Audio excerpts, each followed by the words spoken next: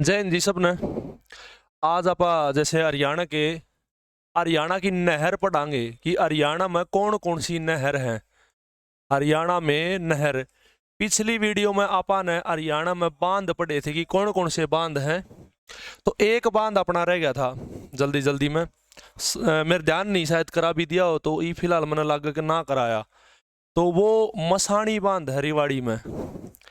मसाणी बांध, मसाणी बांध है और वो रेवाड़ी के अंदर है और मसाणी गांव में है, इसलिए इसका नाम मसाणी बांध पड़ गया और साहिबी नदी पे है।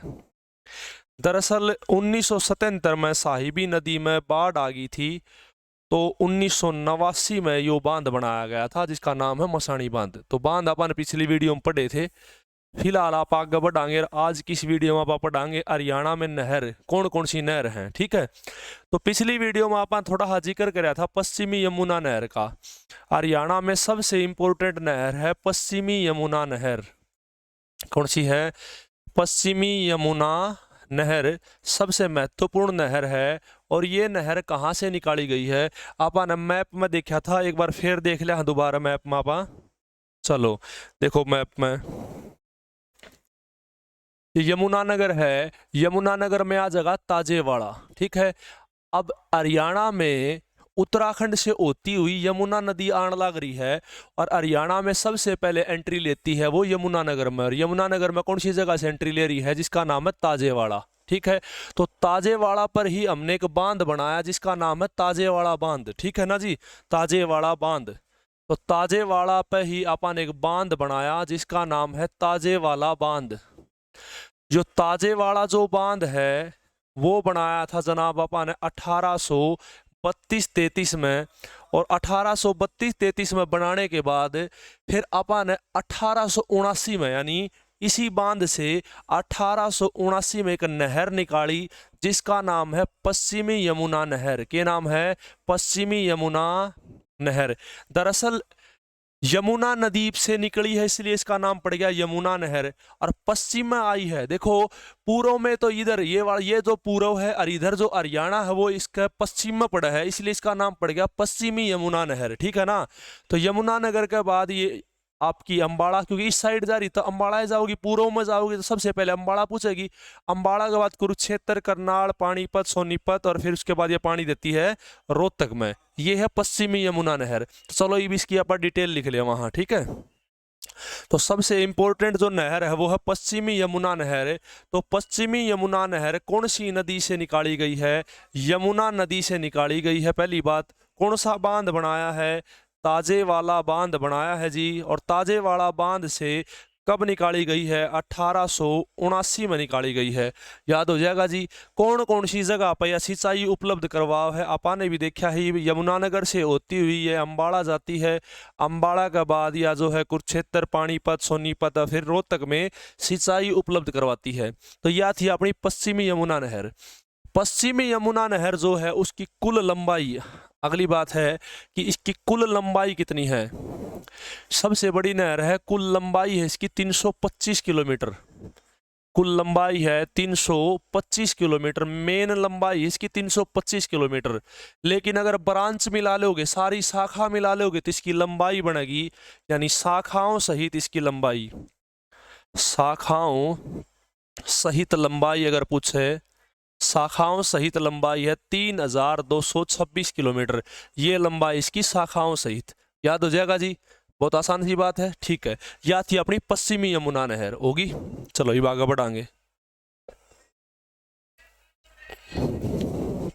चलो ये आगे है बाखड़ा नहर। अब बाखड़ा नहर के बारे में पढ़ेंगे हम साथियों। बाखड़ा नहर जो है आपने पढ़ा होगा, पंजाब में एक सतलुज नदी है। कौन सी नदी है? सतलुज नदी। सतलुज नदी है। सतलुज नदी के ऊपर एक बांध बना रखा है जिसका नाम है नांगल बांध। और इस बांध से ही हमने एक नहर निकाल रखी है और उस नहर का नाम है बाखड़ा नहर। क्या नाम है? बाखड़ा नहर। बाखड़ा नहर। और ये जो भाखड़ा नहर है ये सबसे पहले, सीधी बात है, पंजाब में बांध बनाया तो सबसे पहले पंजाब में प्रवेश करेगी। तो पंजाब में ये रोपड़ होते हुए, रोपड़ के बाद ये जाती है पंजाब के पटियाला, और पंजाब के पटियाला के बाद ये हरियाणा में प्रवेश कर ले है टोहाना से। और टोहाना साथियों पड़े है अपने फतेहाबाद में, और ये फतेहाबाद में पानी देव है। और फतेहाबाद की ये बात देती है रोड़ी में पानी, समझ रहे हो, रोड़ी, और उसके बाद बरवाड़ा हिसार तक इसका पानी जाओ है। इतनी बात समझ में आ जाएगी कि नहीं आ जाएगी? या थी आपकी भाखड़ा नहर। ठीक है, तो भाखड़ा नहर जो है वो सतलुज नदी पे नांगल बांध बना के नहर निकाली गई है। ठीक है, इतना याद हो जाएगा। अब ये जो भाखड़ा नहर है इसमें जो पानी है वो बहुत ज्यादा हो जाए है। पानी ज्यादा होने के कारण इसका एक्स्ट्रा जो बचता पानी है वो पश्चिमी यमुना नहर में मिला दे हैं। क्या में मिला दे हैं? पश्चिमी यमुना नहर में, समझ रहे हो। तो जो ये भाखड़ा नहर है इसका एक्स्ट्रा जो पानी है, जो इसका बचता हुआ पानी है, मान लो ये नहर आने लग रही है, पश्चिमी यमुना नहर है मान के चलो, और ये नहर आ रही है, तो इसका जो एक्स्ट्रा बचता हुआ पानी है ये पश्चिमी यमुना नहर में मिला दिया। और ऐसे मिलाने को ही बोलते हैं फीडर योजना। ऐसे मिला दोगे तो इस योजना को बोलते हैं फीडर योजना। और जिस नहर में मिलाया है तो उसके नाम से फीडर योजना हो जाएगी। तो इस योजना का नाम क्या है? पश्चिमी फीडर योजना। पश्चिमी यमुना फीडर योजना याद हो जाएगी। तो पश्चिमी यमुना फीडर योजना में क्या करा है कि जो पश्चिमी यमुना नहर है उसमें पानी कम रह गया था, तो इसीलिए भाखड़ा नहर के एक्स्ट्रा पानी को जोड़ दिया गया पश्चिमी यमुना नहर में। ये पानी ज्यादा हो गया, तो पानी ज्यादा होना है, दो नहर मिलेंगी तो पानी ज्यादा है, ज्यादा पानी है तो दो जल धाराओं में ये बट जाएगा। ठीक है, तो ये जो लिंक है पानी का, ये जो पानी का जुड़ाव है, ये दो जल धाराओं में बट जा है।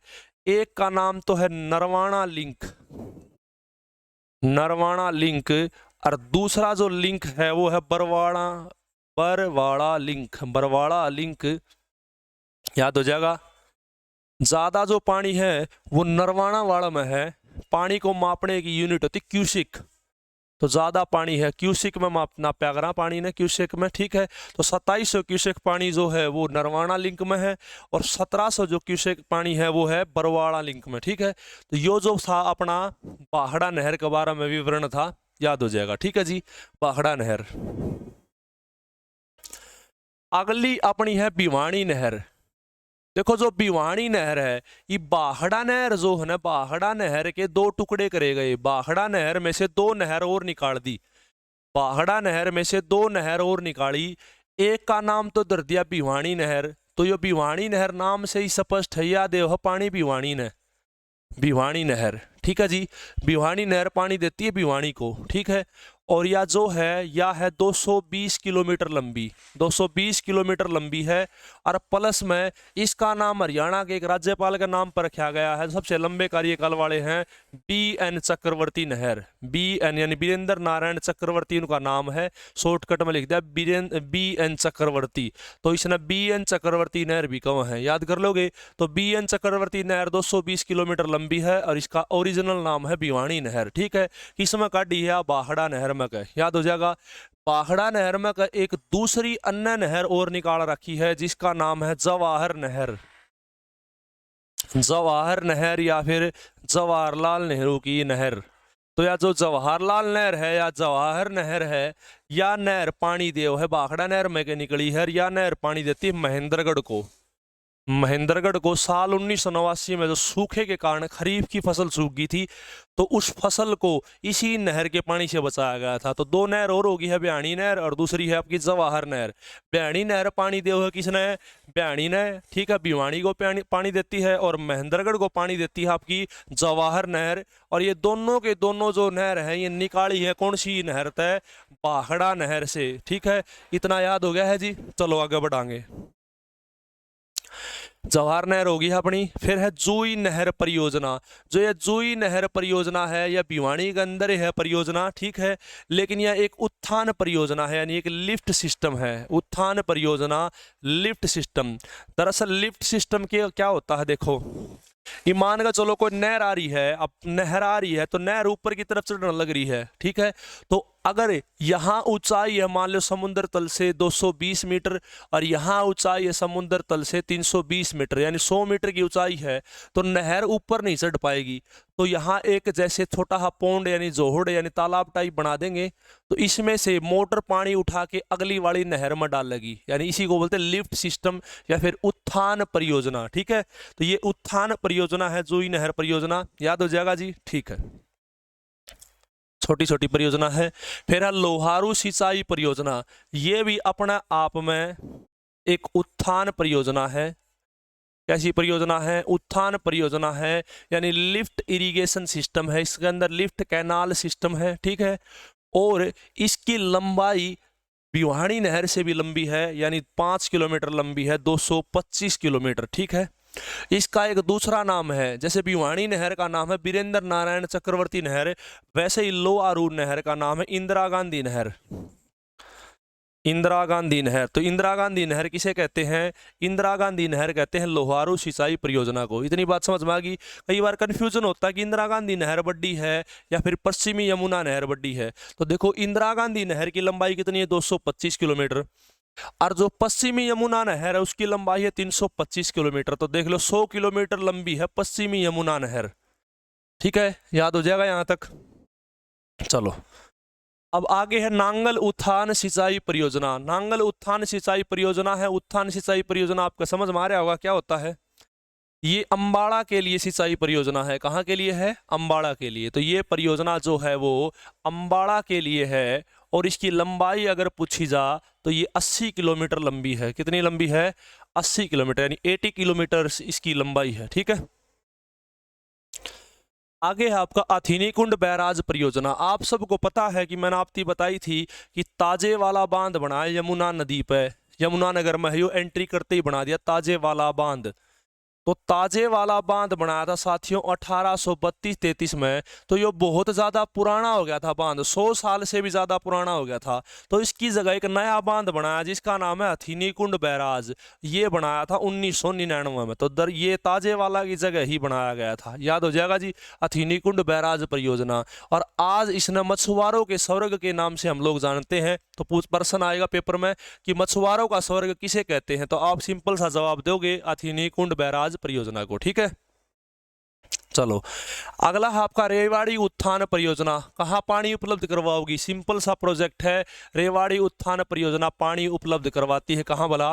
रेवाड़ी के लिए। बहुत आसान है, रेवाड़ी के लिए, याद हो जाएगा जी। ठीक है, अगला है दादूपुर शाहबाद नलवी परियोजना। ये 3 शहरों के नाम से दिया गया है, दादूपुर शाहबाद नलवी परियोजना। ठीक है, यमुना नदी में फिलहाल तो पानी नहीं है, लेकिन पहले अपने वालों को लगता था कि यमुना नदी में अगर मानसून के दौरान यानी बारिश के दौरान पानी ज़्यादा हो जाएगा, यानी मानसून के दौरान अगर यमुना नदी में पानी ओवरफ्लो हो गया, ज़्यादा हो गया, तो उसके पानी को नहर के माध्यम से हम बांट देंगे, कंट्रोल कर लेंगे।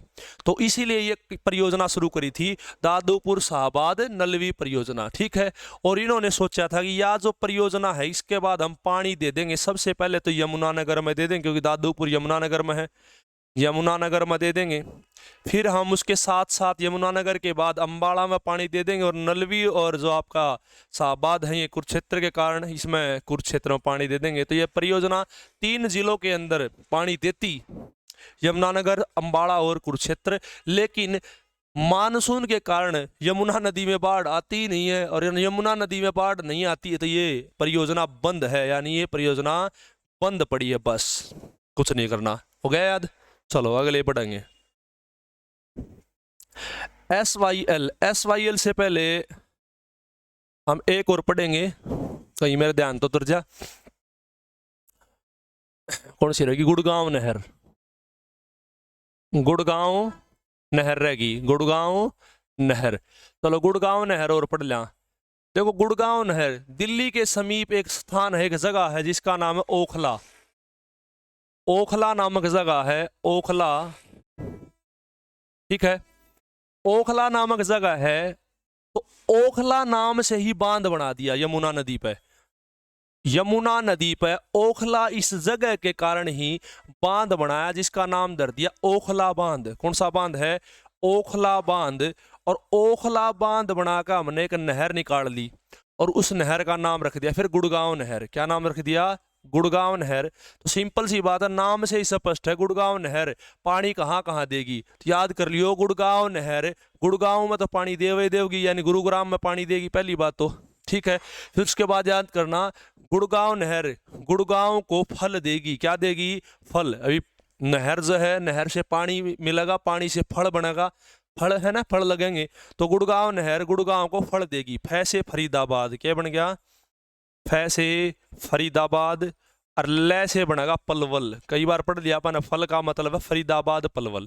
तो गुड़गांव नहर कहाँ कहाँ पानी देगी? एक तो गुरुग्राम को यानी गुड़गांव को पानी देगी, फिर फरीदाबाद न देगी और फिर पलवल न पानी देगी। याद हो जाएगा जी अड़ती, ठीक है। तो याद थी अपनी गुड़गांव नहर। ये अंतिम नहर अपनी बचा है, वह है SYL। बड़ी इंपॉर्टेंट नहर है, ज्यादा इसके बारे में डिस्कस नहीं करांगे। विवादित परियोजना है। सबसे पहला पॉइंट, या हरियाणा और पंजाब दोनों की है, हरियाणा और पंजाब दोनों की संयुक्त परियोजना है। पंजाब दोनों की संयुक्त परियोजना है, यानी इकट्ठी परियोजना थी या संयुक्त, एक साथ अपन इकट्ठा काम करने का निश्चय कराया था इस पर, ठीक है। इसकी टोटल लंबाई पूछ है, कुल लंबाई पूछ है, तो इसकी लंबाई है 212 किलोमीटर के लगभग, 212 किलोमीटर। याद हो जाएगा जी, ठीक है। अब इसकी पंजाब में जो लंबाई है वह है 121 और हरियाणा पूछे तो 91 किलोमीटर। 1 और 1 2 9 2 11, हाँ 212 हो गया, ठीक है ना। इतनी लंबाई ये पंजाब में और ये हरियाणा में, और टोटल लंबाई 212 किलोमीटर। तो इस वीडियो में अपन हरियाणा की सारी नहर पढ़ी है, ठीक है। अगली वीडियो में अगला टॉपिक पढ़ांगे। आज के लिए इतना। क्या जी? हाँ, सतलुज यमुना लिंक आया था, फुल फॉर्म और कर लो जी याद, सतलुज यमुना लिंक, ठीक है ना, सर करे पेपर में आया था, ठीक है। ठीक है, क्या नाम है? एस से सतलुज, वाई से यमुना, एल से लिंक नहर, बस सतलुज यमुना लिंक नहर हो जाएगा यहाँ तक। आज यहाँ तक। जय हिंद, जय भारत।